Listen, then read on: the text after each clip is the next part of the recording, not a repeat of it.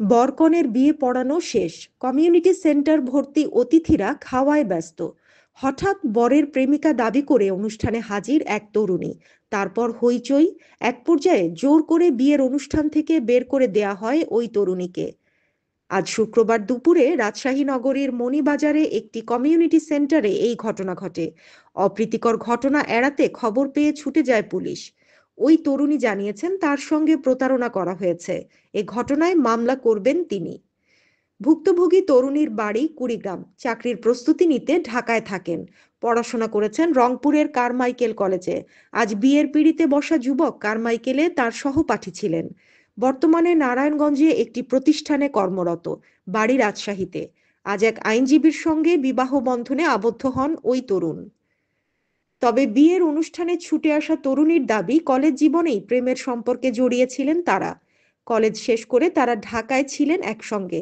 2021 সালে ওই তরুণ তাকে বিয়েও করেছেন, যদিও বিয়ের কোনো কাগজপত্র দেয়া হয়নি। তিনি জানান, ঢাকা থেকে চলে আসার পর ধীরে ধীরে যোগাযোগ কমিয়ে দেন ওই তরুণ। সম্প্রতি তিনি জানতে পারেন তার বিয়ের প্রস্তুতি চলছে। বিয়ে ঠেকাতে সম্প্রতি তিনি ওই তরুণের বাড়িও যান, কিন্তু দুর্ব্যবহার করে তাকে বাড়ি থেকে তাড়িয়ে দেয়া হয়। বাধ্য হয়ে ওই তরুণী যে তরুণীর সঙ্গে বিয়ে ঠিক হচ্ছে তার সঙ্গেও যোগাযোগ করেন। এরপরও ঠেকাতে পারেননি বিয়ে। শেষমেশ তিনি বিয়ের অনুষ্ঠানেই ছুটে আসেন ঢাকা থেকে। তরুণীর অভিযোগ, কেউ তার কথা গুরুত্ব না দিয়ে অনুষ্ঠান থেকে বের করে দেয়।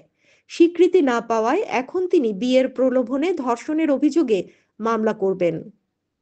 ওই তরুণের চাচা ও খালু দাবি করেন এই তরুণীর উদ্দেশ্য ভালো নয়।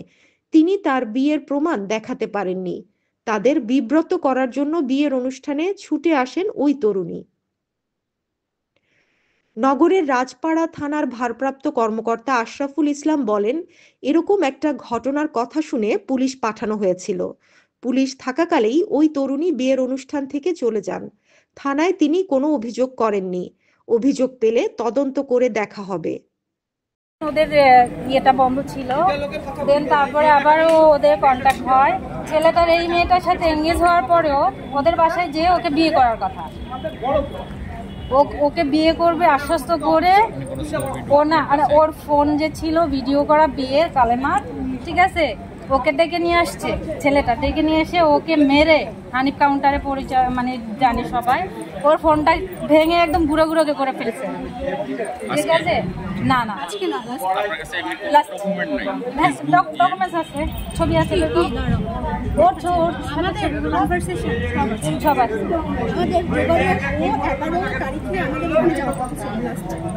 11 তারিখ যাবে বলে ও গেল না, বলতেছে আমি পারছি না, তুমি আসো। আমি যখন আসলাম 12 তারিখে ওর সাথে আমার দেখা হলো, তখনও সে আমাকে বিয়ে করতে চায়। ওর ফ্যামিলিতে ওর বাসায় নিয়ে যায়, যাওয়ার পরে ওর ফ্যামিলিতেও রাজি না, বিয়ে করবে না বলে ওরা অনেক কিছু গায়ে হাত উঠাচ্ছে আমাকে। তারপরে হাত উঠানোর পরে ওখান থেকে ও আমাকে খুব নর্মালভাবে বাসা থেকে বের করে নিয়ে এসে হোটেলে রাখে। সেখানে ওর সাথে আমার অনেক কথাবার্তা, অনেক কিছু হয়। তারপরে সে বাসায় চলে যায়। যাওয়ার পর পরের দিন ও আমাকে বাসে উঠাই দেওয়ার জন্য আসে। পরে যখন আমরা কথাবার্তা বলি, বলার পর হচ্ছে ও আমাকে কাউন্টারে নিয়ে যেতে চাই। আমি নিয়ে যেতে যাই না।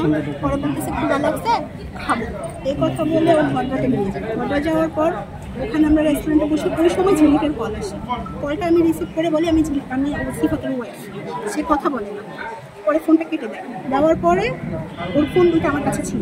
সারাদিন আমার সাথে থাকলো। সন্ধ্যার দিকে আমাকে নেওয়ার পরে ওখানে ওর ফ্যামিলি মেম্বাররা কল করে, তখন ওখানে আসতে আসার পর ওখানে ওরা আমাকে জোরপূর্বক নিয়ে সরাই ফেলে।